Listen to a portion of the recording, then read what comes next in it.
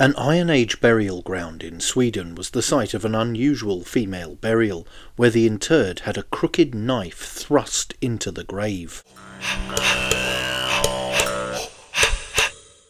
The startling discovery was made in Pryssgården, where among other things archaeologists found a small needle as well as the mysterious blade.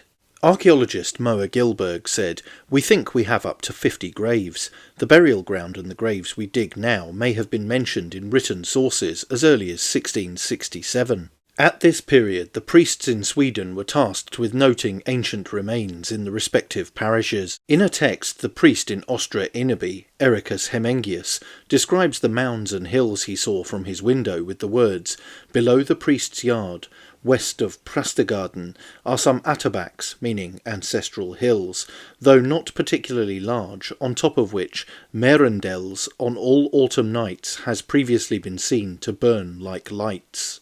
This could allude to some kind of folkloric creature like a will-o'-the-wisp, or some kind of light-emitting supernatural entity. The archaeologists knew the ancient sources that described the burial field, but did not know if it was within the area of the survey, and, if so, if there would be anything left of the graves today. Moa Gilberg added, "We found a human bone during the preliminary investigation this spring, and when we started to excavate the earth, there were 2 more small skull fragments, and then smaller stone packings.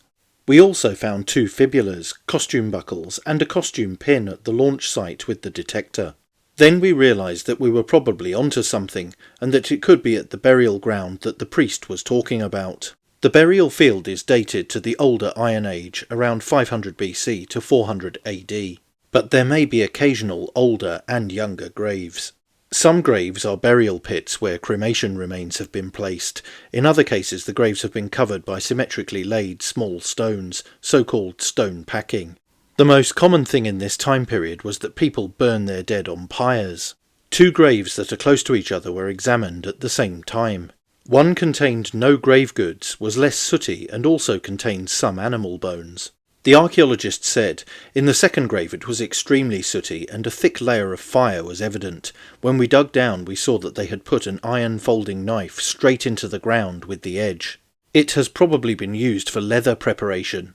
They had collected everything from the trunk and then stuck the knife in. We don't know why, but it was clear that it was meant for the woman. It is also very well preserved and may have been on the pyre before it was staked." She added, "There is a woman who has been buried here, and she has also brought a small needle with her." Part of a toe bone showed that she probably had arthritis in the big toe. Similar women's graves have been found in the Fiskeby burial ground, where the dead also had needles and knives of the same type. In one grave there was a burnt gravestone and a small runner, a millstone. But in some cases the pits contained almost no bones at all, which means they must have served some other purpose. For example, the individual may have been cremated in the burial ground and then moved to another part of the burial ground or place in the immediate area, Ms. Gilberg said. In total, archaeologists believe that there are around 50 graves in the area, but there may turn out to be more or slightly fewer. There were also 2 houses, an ancient warehouse and a well. Moa Gilberg said one pit turned out to be a rather large post hole, so it may have been part of some kind of superstructure or boundary for the burial ground. "We want to see if we find more such pits."